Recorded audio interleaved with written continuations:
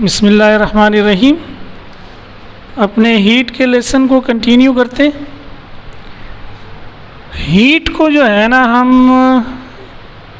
Water और gas से मुशाबियत दे के भी समझ सकते हैं। वाटर क्या करता है, flows from higher level to lower level. एक ऊंचा लेवल हो पानी का, एक नीचा लेवल हो, तो पानी क्या करता है, ऊंचे लेवल से नीचे लेवल की तरफ फ्लो करता है। गैस को देखें, gas flows from higher pressure to lower pressure.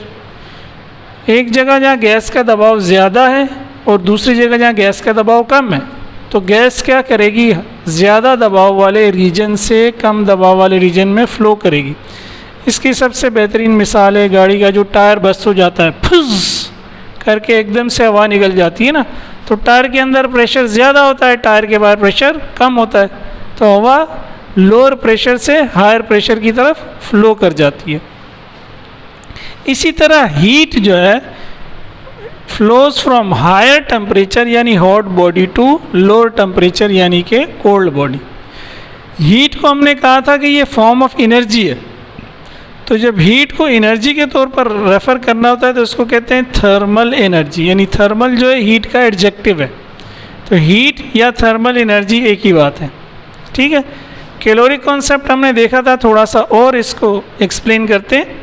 Calorie concept पे हमने क्या कहा था कि heat is invisible and weightless fluid that flows from a hot body to a cold body. तो ये कहा जाता था कि hot bodies contain more caloric than cold ones. गर्म अजसाम में ये जो कैलोरिक है, वेटलेस और इनविजिबल फ्लूइड है, ये ठंडे जिस्म के मुकाबले में ज़्यादा होता है, इसीलिए वो गर्म से ठंडे में फ़्लो करता है, हायर से लोअर की तरफ फ्लो करता है। और until the beginning of 19th century it was believed that caloric exists in every material body। और कोई भी बॉडी हो, जैसे ये लकड़ी है, ये मार्कर है, मैं और आप हैं, ये एज्यूम किया जाता था कि हर बॉडी में कैलोरिक की कोई ना कोई मकदार मौजूद है। जिस बॉडी में ज़्यादा होती है यानी कि हॉट, वो अपनी कैलोरिक ठंडे बॉडी को क्या करती है, मुंतकिल कर देती है। आइए अब यूनिट समझते हैं, हीट की यूनिट्स ऑफ हीट। तो ये कैलोरी कॉन्सेप्ट नहीं, पहले हीट की यूनिट डिफाइन की, कैलोरी। इसकी डेफिनेशन क्या है, quantity of heat required to raise the temperature of 1 gram of water from 14.5 degree centigrade to 15.5 degree centigrade at constant pressure of 1 atmosphere is called 1 calorie.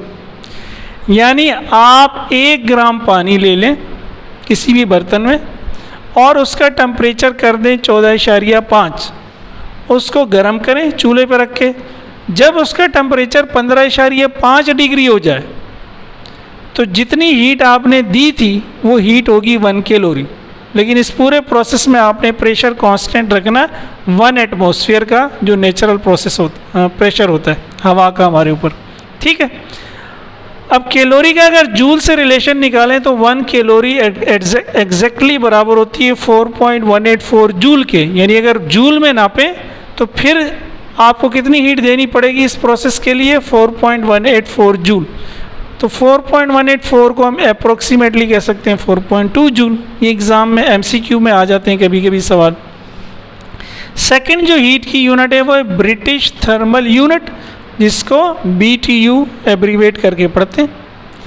तो definition की wording यही है, वो मैंने दोबारा नहीं लिखी है, सिर्फ जहाँ चेंज है वहाँ मैंने अंडरलाइन कर दिया है। Quantity of heat required to raise the temperature of 1 pound, 1 gram की जगह 1 पाउंड, 1 पाउंड कितना होता है, 0.45 किलोग्राम, ऑफ वाटर फ्रॉम, अब यहाँ फ़ारेनहाइट की बात होगी, 59.5 degree Fahrenheit to 60.5 degree Fahrenheit at constant pressure of 1 atmosphere is called 1 British thermal unit. तो अब आप 1 ग्राम की जगह 1 पाउंड लें, 1 पाउंड इशारिया 45 किलोग्राम। 1 किलोग्राम में कितने ग्राम होते हैं, 1000 ग्राम। तो इशारिया 45 को जब हम 1000 से ज़रब देंगे 0.45 इंटू 1000, ये क्या हो जाएगा, 450 ग्राम हो जाएगा। तो ये ज़्यादा पानी है, ठीक है, इसलिए इसको ज़्यादा हीट चाहिए होगी। तो जब ब्रिटिश थर्मल यूनिट को जूल में कन्वर्ट करते हैं तो पता चलता है कि 1 ब्रिटिश थर्मल यूनिट 1055 जूल के बराबर है। अच्छा, जो मॉडर्न कॉन्सेप्ट है हमारा, जो नया कॉन्सेप्ट है, जो आजकल के दौर में हमने कहा था, हम मानते हैं, जिसको हम कहते हैं कि heat is a form of energy. तो किसी भी एनर्जी की यूनिट होती है जूल, और ये ऐसा यूनिट है। तो हीट की या थर्मल एनर्जी की भी ऐसा यूनिट क्या है, जूल है। जूल को कैसे डिफाइन करते हैं? देखिए, वर्क के फॉर्मूले से बेसिकली जूल डिफाइन होता है।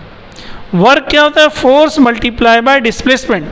जब भी आप यूनिट निकालते हैं फॉर्मूले में यूनिट्स की वैल्यू पुट कर देते हैं। अगर 1 न्यूटन फोर्स ले लें और उसके नतीजे में 1 मीटर का डिस्टेंस कवर करे बॉडी, तो हम कहेंगे कि 1 जूल काम हुआ।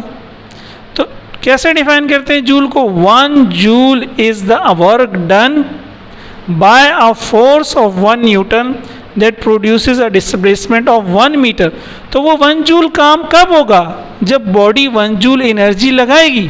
एनर्जी की डेफिनेशन यही है, energy is the ability capacity of doing work. तो इसीलिए हम इसको यूं भी डिफाइन कर सकते हैं कि 1 joule is the energy expended by a force of 1 newton that produces a displacement of 1 metre. बेहतर है दोनों को लिख लें। 1 joule is the work done और एनर्जी एक्सपेंडेड यानी वो एनर्जी जो लग गई, जो इस्तेमाल हो गई, by a force of 1 newton that produces a displacement of 1 metre.